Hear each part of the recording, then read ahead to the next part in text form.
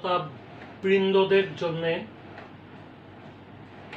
একটি তথ্য দিতে যাচ্ছি, সেটা হচ্ছে law of attraction. What is law of attraction?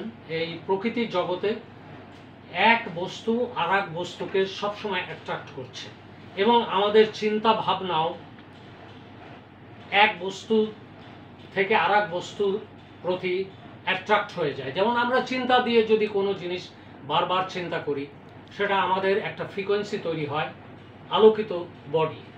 এর সাবলিমিনাল একটা এফেক্ট আমাদের প্রভাবিত করে, এবং আমাদের ভিতরে যে ডিএনএ আছে, এই ডিএনএও প্রতিনিয়ত এই বিশ্ব সৃষ্টির, বস্তু জগৎ সৃষ্টির মাল মশলাগুলোকে একত্রিত করছে। ডিএনএ ফ্যান্টম এফেক্ট নাম করে একটা নোবেল লরিয়েট এক্সপেরিমেন্টের কথা উল্লেখ আছে। আমি আপনাদেরকে দেখাই, আপনার শরীরেরও অনেক জিনিস আপনাকে প্রতি মুহূর্তে অ্যাট্রাক্ট করছে। এটা আমি দেখিয়ে দিই। আপনার এই যে আমাদের 5টি আঙুল, এটা দেখেন টোটালি অপোজিট।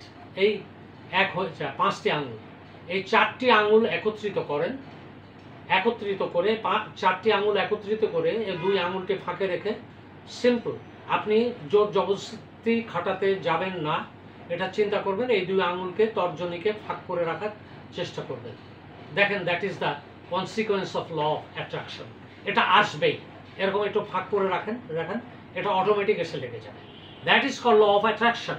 আর এই ল অফ অ্যাট্রাকশন হচ্ছে বেসিক্যালি আজকের আপনি যা, সেটা আপনি অতীতে যা, আপনার মন বারবার যার উপরে ফোকাস করেছিল, সেইটাই আপনি, তার কারণ আপনি অ্যাট্রাক্ট করেছেন।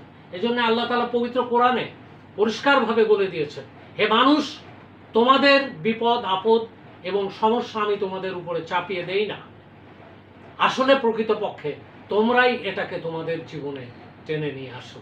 Thank you very much.